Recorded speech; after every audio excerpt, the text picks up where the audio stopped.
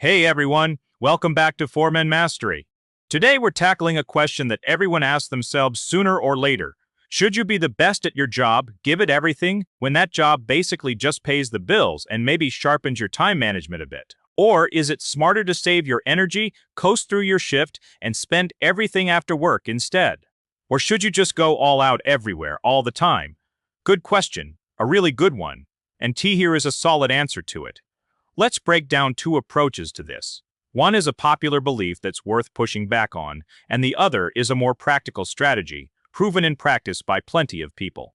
And at the end, a concrete answer to the question itself. This topic actually runs a lot deeper than it looks at first glance.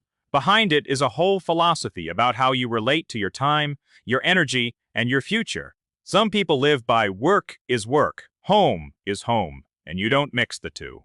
Others go all in on whatever task is in front of them, whether they like it or not, and some people swing between these extremes, never settling on a strategy, and end up not fully committing to either side.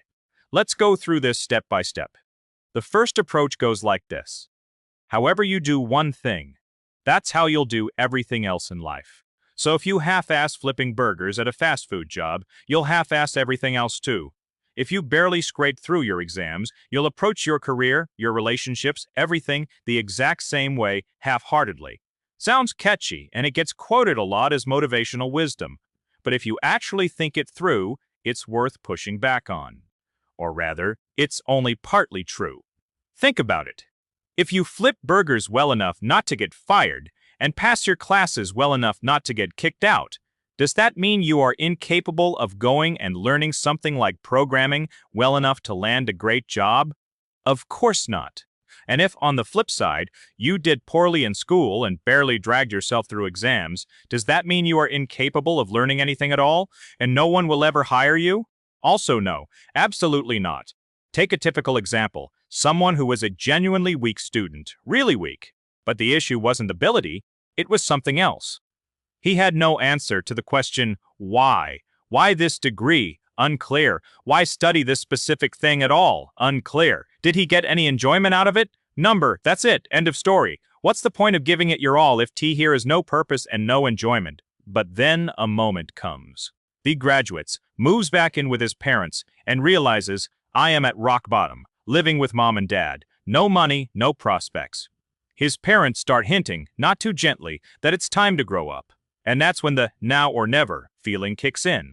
And you know what? At that moment, a person suddenly becomes capable of learning a completely different skill, from scratch, on their own, pushing to the limit. Why does the drive suddenly appear?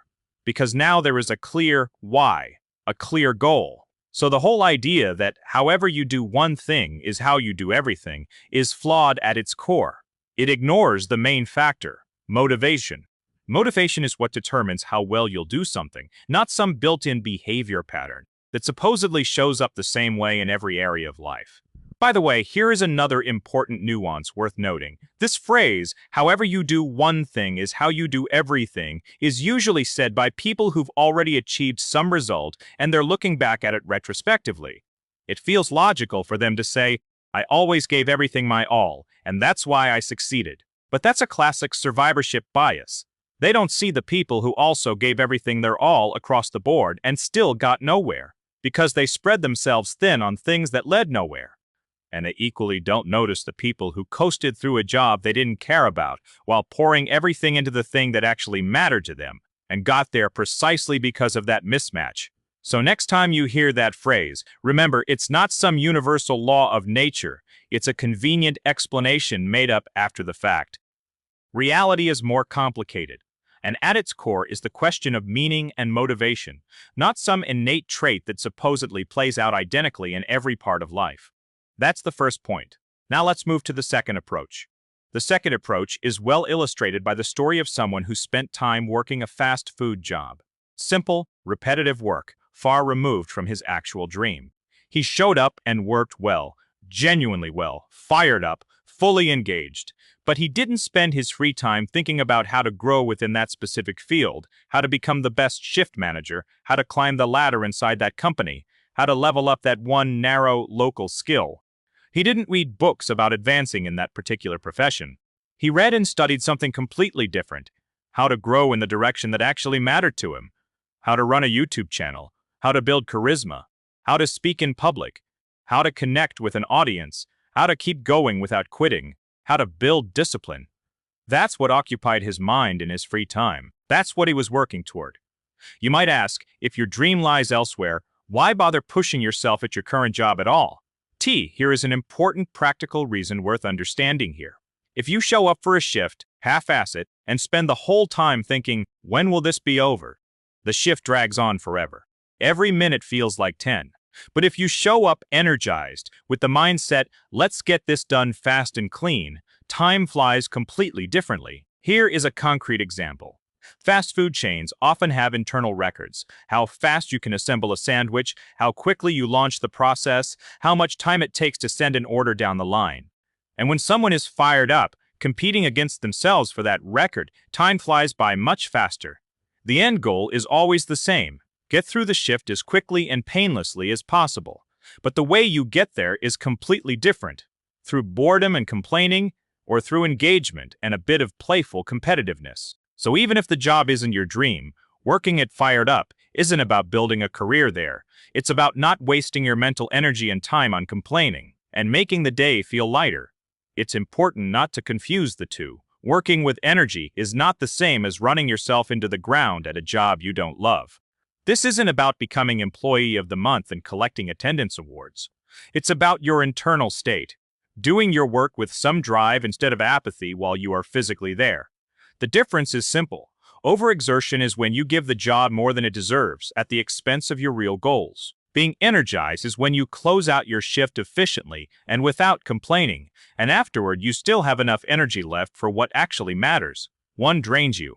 The other actually conserves your resources, because you are not burning nerves on internal resistance and self-pity. Here is a story that illustrates all of this well. Standing at the fryer, bagging up fries, the employee obviously wasn't thinking about how to arrange the fries so the whole world would be amazed. His mind was on something else entirely: what video to shoot next, how to grow his content, what idea to bring to life next. And it was right there, during an ordinary shift, that the idea came to him. Not long before that, he posted a video in a niche online community, and it got reposted. People noticed it. People liked it. And then the thought hit him: what if, instead of posting one-off videos, he put together a whole series? How to build your chest, back, biceps, triceps, legs, and added nutrition on top of that. How to eat to lose weight. Bundle it all together and pitch it to groups not as a single video, but as a ready-made body transformation super bundle. Train every muscle in your body, plus your diet, all in one place. The logic was simple. A complete, useful package like that gets reposted and shared far more readily than scattered individual videos. And it worked incredibly well. Genuinely successful, going by the results. And that idea wasn't dreamed up during some quiet moment of special inspiration in an office.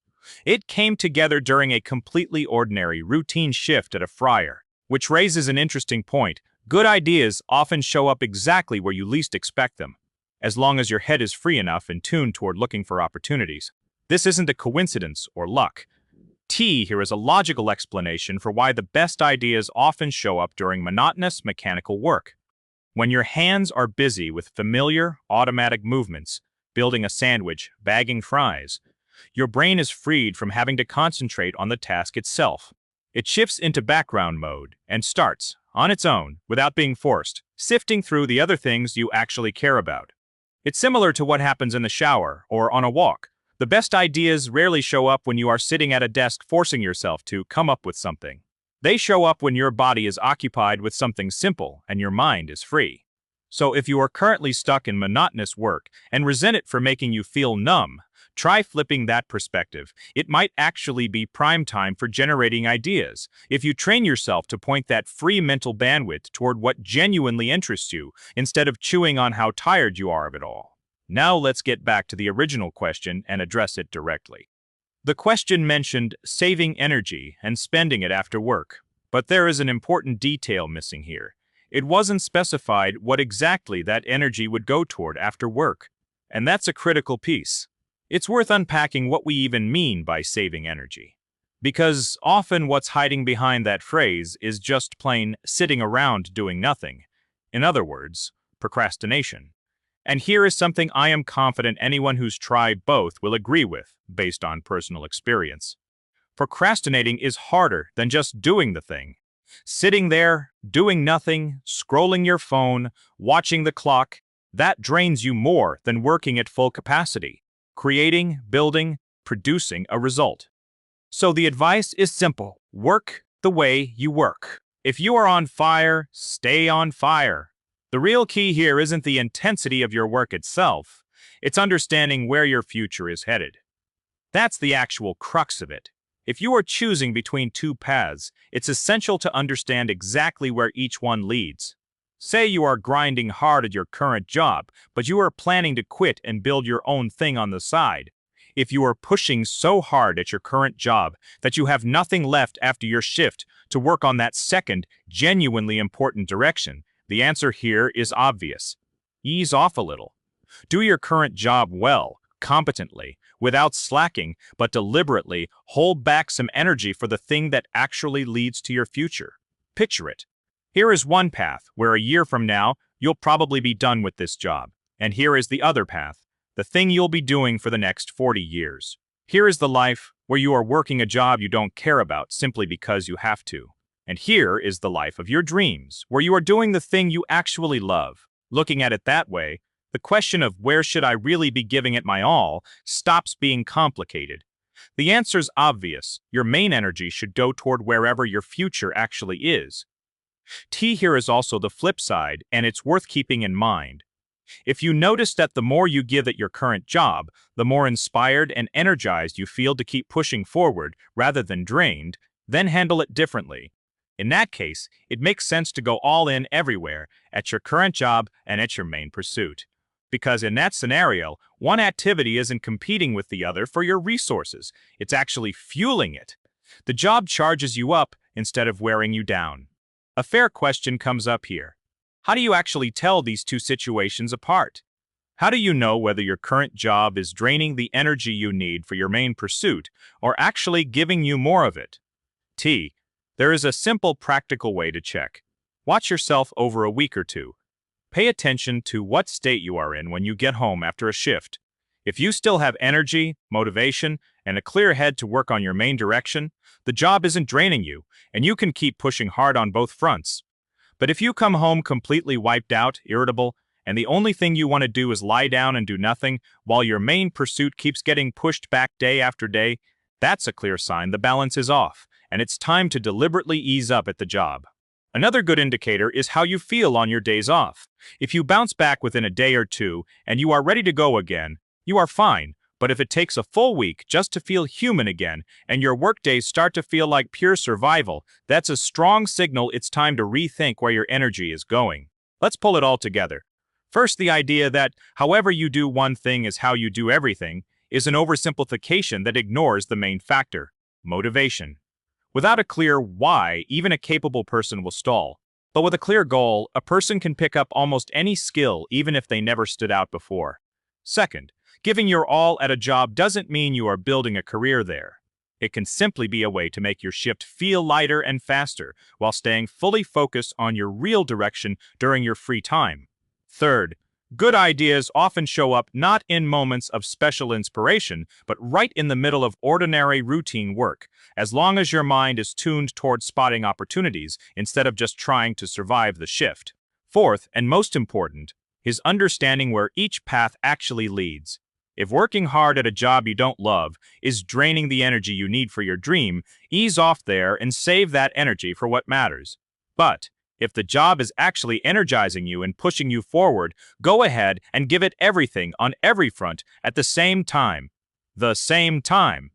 And one last thing, if you are choosing between action and inaction, know this. Inaction, procrastination, saving energy, in the form of plain old doing nothing, almost always wears you down more than actually taking action does. So when in doubt, act.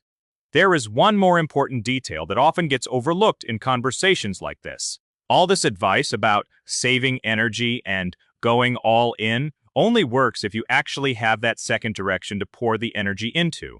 If someone has no goal, no dream, not even a rough sense of where they're headed, the whole question of, should I save my energy or spend it at work, stops making sense because T here is nothing to save it for. In that case, the energy just leaks away into nothing, endless scrolling, television, everyday clutter. So before deciding how much effort to put into your current job, it's worth honestly answering a different question first. Where do I actually want to end up? What do I want to be doing a year from now? 3 years? 5 years? If T here is no answer yet, that's fine. It's not a life sentence. But in that case, the priority isn't conserving energy, it's experimenting, trying different directions, hunting for that why we talked about at the start.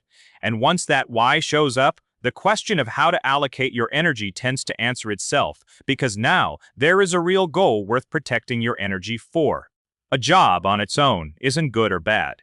It's just a tool, and how you relate to it, as an obligation to grind through or as a training ground for building character, discipline, and mental speed, largely determines how hard or how easy it'll be to move toward what you actually want. 2. There is no single correct formula for every situation. There is your specific circumstances, your specific resources, and your specific dream. The goal isn't to blindly follow catchy phrases like, however you do one thing is how you do everything, but to honestly figure out where your future is, what energizes you, and what drains you, and build your strategy from there. That's it for today. If this question hit home, drop a comment and let us know how you personally handle this dilemma. Do you go all in at a job you don't care about, or save your energy for what really matters? See you in the next video here on 4 Men Mastery.